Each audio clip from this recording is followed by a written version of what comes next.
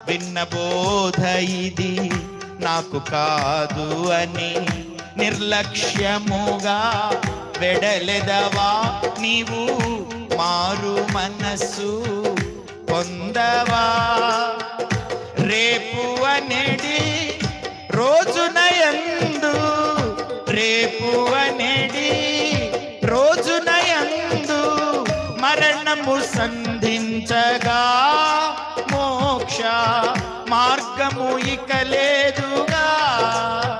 మరణము సంధించగా మోక్ష మార్గము ఇక లేదుగా.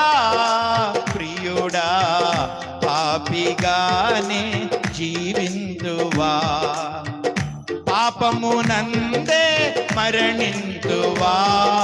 ప్రియుడా ప్రభుని ప్రేమను గుర్తించవా.